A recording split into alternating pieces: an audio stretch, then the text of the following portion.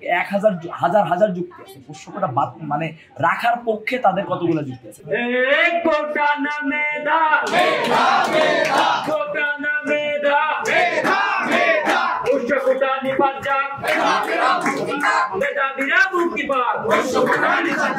মানুষের প্রতি আমরাও সদয়, যদি প্রশাসনের সদয় হয়ে থাকে প্রশাসন তাকে নিয়ে আসবে এবং আমাদের দাবি মেনে তাকে নিয়ে বের হয়ে যাবে। একাধিকবার বলা হয়েছে আমার ডায়াবেটিস, আমার তার যদি লিটারলি সমস্যা থাকে ওবিসি দুজন ভিতরে আছে, তারা 2 ঘন্টা আমরা অবস্থান করতেছি, এখনো পর্যন্ত কার সাহস পাইতেছে তারা এখনো পর্যন্ত আমাদের সাথে কিছু কিছু জিনিসে হার্ড স্টেপে যাইতে হয়। আমরা আন্দোলন করছি, আমার বাপ তো স্ট্রোকের রোগী পড়ে আছে, 6 দিন ধরে পুলিশ অ্যারেস্ট করে আটকায় রাখছে, বাড়ি তালাবদ্ধ করে রাখছে, ঔষধ পর্যন্ত বের হতে বলছে। তো কিসের কথা বলতেছে সে? আগেই তো বের হতে বলছি 10 মিনিট ধরে টানা আমাদের যে অনশন করে নাই, যাদের কাজ নাই, যারা পোষ্যকোটার বিপক্ষে আছেন তারা বের হয়ে যান।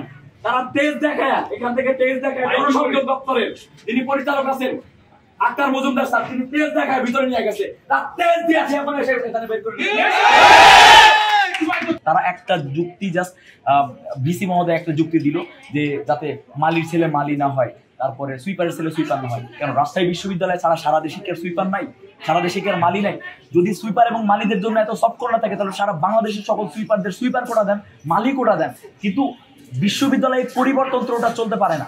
তাদেরকে এই এই এই পরিবারতন্ত্র দেখায় আপনি এটাকে মানে মানবতা দেখায় এই বৈধতা আপনি দিতে পারেন না। দিলে সারা বাংলাদেশের এখানে সিটি কর্পোরেশনের আন্ডারে, রাবির বাইরে যারা সুইপার আছে তারাও সিটি কর্পোরেশনের আন্ডারে, এরা যারা আছে তারাও সিটি কর্পোরেশনের আন্ডারে। আর এখানে একটা মালির বেতন 60,000 টাকা, একটা ঝাড়ুদারের বেতন 34,000 টাকা। তারা কিভাবে পিছিয়ে পড়া জনগোষ্ঠী হয়, কিভাবে তারা কষ্টে থাকে, এটা বুঝানোর মতো ইয়ে আছে কিনা তাদের কাছে। যতক্ষণ পর্যন্ত বাতিলের সিদ্ধান্ত তারা না দিচ্ছে ততক্ষণ পর্যন্ত না কেউ ভিতরে ঢুকবে না কেউ বাইরে বেরোবে।